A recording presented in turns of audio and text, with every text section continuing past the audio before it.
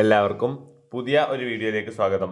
6ാം class Kerala പാഠാവലി Malayalam ഫസ്റ്റിലെ ഈ വർഷത്തെ Christmas പരീക്ഷയുടെ ആൻസർ കീയാണ് ഈ വീഡിയോയിൽ നിങ്ങളുമായി പങ്കുവയ്ക്കുന്നത്. വീഡിയോയിലേക്ക് പോകുന്നതിന് മുമ്പായി ചാനൽ ഇതുവരെയും സബ്സ്ക്രൈബ് ചെയ്യാത്ത കൂട്ടുകാർ സബ്സ്ക്രൈബ് ചെയ്ത് അപ്പോൾ തൊട്ടടുത്തുള്ള ബെല്ലൈക്കൺ കൂടി എനേബിൾ ചെയ്യാൻ ശ്രദ്ധിക്കുക. കൂടാതെ നിങ്ങളുടെ കൂട്ടുകാരിലേക്ക് ഷെയർ ചെയ്യാനും വീഡിയോ ഒന്ന് ലൈക്ക് ചെയ്ത് കാണാനും ശ്രദ്ധിക്കുക. അപ്പോൾ നമുക്ക് നേരെ വീഡിയോയിലേക്ക് കടക്കാം. പ്രവർത്തനം 1, വായിക്കാം എഴുതാം എന്നതാണ്. ഒന്നാമത്തെ ചോദ്യം, എതിരാളികളോടുള്ള പെരുമാറ്റം ഉചിതമില്ലാതാകുന്നത് എപ്പോൾ? ഉത്തരം, എതിരാളികളെ അപകീർത്തിപ്പെടുത്തുമ്പോൾ. സ്വപ്നങ്ങളും ലക്ഷ്യങ്ങളും നന്മകളുമുള്ളത് ആർക്കാണ്? ഉത്തരം, നമുക്കും എതിരാളികൾക്കും. സഹകളിക്കാരെ അംഗീകരിക്കുകയും ബഹുമാനിക്കുകയും ചെയ്യുന്നവർ എതിരാളികളുടെ വിജയത്തെ എപ്രകാരമാണ് പരിഗണിക്കേണ്ടത്? ഉത്തരം, സന്തോഷത്തോടെ. 4ാമത്തെ ചോദ്യം, അധ്വാനിച്ച് ആത്മവിശ്വാസത്തോടെ കളിക്കണമെന്ന് പറയാൻ കാരണമെന്ത്? ഉത്തരം, വിജയത്തിന് കുറുക്കുവഴികളില്ല. കളിയിലും ജീവിതത്തിലും ഒപ്പമുള്ളവരെ പരിഗണിച്ച് സന്തോഷത്തോടെ മുന്നോട്ട് പോകാൻ നൽകേണ്ടത് എന്താണ്? ഉത്തരം, ബഹുമാനവും അംഗീകാരവും. പ്രവർത്തനം 2, കഥാപാത്ര നിരൂപണം തയ്യാറാക്കാനാണ്. ചിത്രശലഭങ്ങളിലെ മാലാഖമാരെ പരിചയപ്പെട്ടല്ലോ. മാലാഖമാർക്ക് ഒരേ രൂപവും ഒരേ ചിന്തയുമാണ്. അവരുടെ സവിശേഷതകൾ പരിശോധിച്ച് കഥാപാത്ര നിരൂപണം തയ്യാറാക്കുകയാണ് വേണ്ടത്.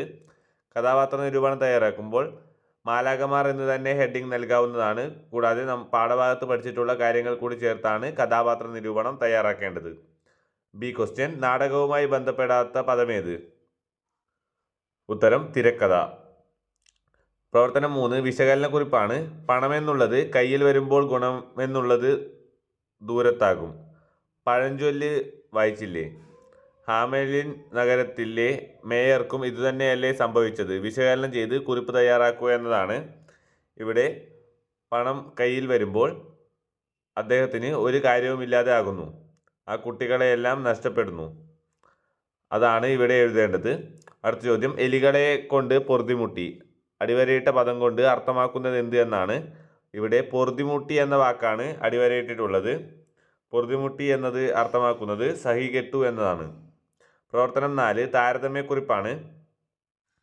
ഒരു യാത്രയിൽ ആകെയുള്ള വസ്ത്രം ഉണക്കാനായിട്ട് കുളത്തിൽ മുങ്ങി നിൽക്കുന്ന ഒരു സ്ത്രീയെ കാണാനിടയായപ്പോൾ ഇന്ത്യക്കാരനായ എല്ലാവരുടെയും ജീവിത സാഹചര്യം മെച്ചപ്പെടുന്നതുവരെ ഞാൻ ഒറ്റ വസ്ത്രത്തിലായിരിക്കും. ഗാന്ധിജി. താണവർ തൻ പേരിൽ അത്ര മേലാർദ്രത കാണുവാനുണ്ടെങ്ങു മഞ്ഞിൽ വേറെ. വരികളെ താരതമ്യപ്പെടുത്തി കുറിപ്പ് തയ്യാറാക്കുകയാണ് വേണ്ടത്. ഇവിടെ ഗാന്ധിജിയുടെ ചെറുതായി ജീവിക്കണം എന്നുള്ള ഒരു ചിന്തയാണ് വരുന്നത്. കൂടാതെ എല്ലാവരും നന്നായി ജീവിക്കുമ്പോൾ മാത്രമേ താനും ജീവിക്കുകയുള്ളൂ എന്നുള്ള കാഴ്ചപ്പാടാണ് ഗാന്ധിജിക്കുണ്ടാകുന്നത്. താഴെ പറയുന്നവയിൽ ഉള്ളൂരിൻ്റെ കൃതി അല്ലാത്തത് ഏത്?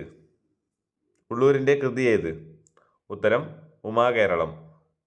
പ്രവർത്തനം 5, അഭിപ്രായക്കുറിപ്പാണ്.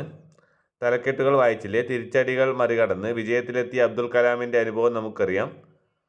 പരാജയങ്ങളിൽ പതറാത്തവർക്കുള്ളതാണ് ഈ ലോകം. നിങ്ങളുടെ അഭിപ്രായം രേഖപ്പെടുത്തുക. ഇവിടെ തിരിച്ചടികളെ മറികടന്ന് വിജയത്തിലെത്തിയ അബ്ദുൽ കലാമിൻ്റെ അനുഭവവും കൂടാതെ നമുക്കറിയുന്ന സഞ്ജു സാംസന്റെ ഇപ്പോഴുള്ള നല്ലൊരു ഫോമും നമുക്ക് അറിയാവുന്നതാണ്. അപ്പോൾ പരാജയങ്ങളിൽ പതറാത്തവർക്കുള്ളതാണ് ഈ ലോകം എന്ന കാര്യം വളരെ ശരിയാണ്. കാരണം സഞ്ജു പണ്ട് വളരെ പെട്ടെന്ന് ഔട്ടാകുമ്പോഴെല്ലാം കൂടാതെ സെലക്ടർമാരുടെ എല്ലാം ഉള്ള ചിന്തയും മറികടന്നാണ് സഞ്ജു ഇപ്പോൾ വിജയത്തിലേക്ക് എത്തുന്നത്.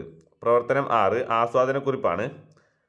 ഉള്ളൂരിൻ്റെ കവിതയാണ് ഇവിടെ നൽകിയിട്ടുള്ളത്. കവിതയുടെ ആശയം, പ്രയോഗഭംഗി എന്നിവ ഉൾപ്പെടുത്തി ആസ്വാദനക്കുറിപ്പ് തയ്യാറാക്കുകയാണ് വേണ്ടത്. ആസ്വാദനക്കുറിപ്പ് തയ്യാറാക്കുമ്പോൾ കവിയെക്കുറിച്ചുള്ള കാര്യങ്ങളും കൂടാതെ കവിതയുടെ ആശയവും ഉൾപ്പെടുത്തിയാണ് എഴുതേണ്ടത്. ചാനൽ മറക്കാതെ സബ്സ്ക്രൈബ് ചെയ്ത് ബെല്ലൈക്കൺ കൂടി എനേബിൾ ചെയ്യൂ. Thank you for watching. By.